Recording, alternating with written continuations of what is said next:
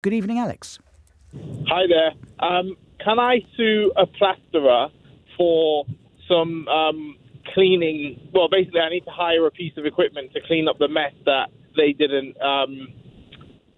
clean up properly. So I just want to know if I can sue them to recover that cost. Were they plastering inside your house, Alex? They were, yeah. What equipment do you need to hire? A floor sander.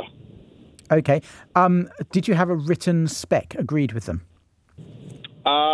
I didn't, but I did ask before they began, would you be able to cover the floors? And they said to me that we're not, because we're using stilts on the first day.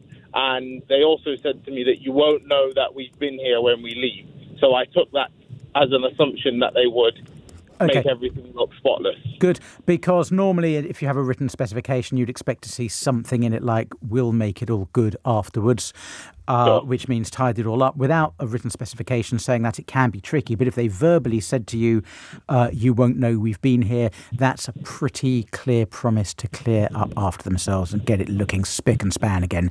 If they're in breach of that, it's going to be a breach of contract, because that will be part of the contract. And yes, you can sue them for any costs you incur getting the place looking tidy again. First thing I do, Alex, is give them the chance to come back and clear up. Have you offered them that or asked them to do that? Yeah, so I asked them on the day, and they hoovered very briefly, but obviously the floor, it was floorboards. So to be able to clean floorboards appropriately is quite tricky with sort of gypsum sort of dust all over them, if that makes sense.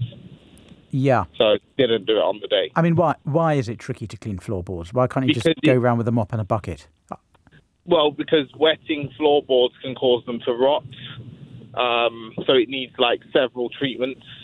You can't just do it in one go, kind of thing. Well, how do you normally clean your floorboards? Well, my floorboards they're not usually caked in plaster dust. I normally just hoover them. Okay.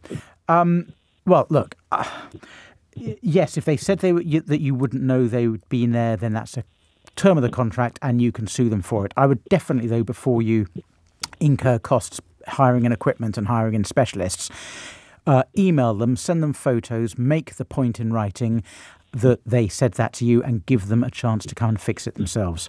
Because if you don't, you could be regarded as failing to mitigate your loss. That's legal language for not acting reasonably to minimise how much they'll have to pay you. Because anyone who sues anyone else has a legal obligation to take reasonable steps to minimise how much the other side will have to pay.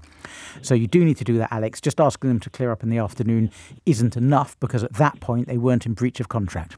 It's only now, when they've left, that they're in breach of contract. You need to give them another chance, but you will have a claim against them.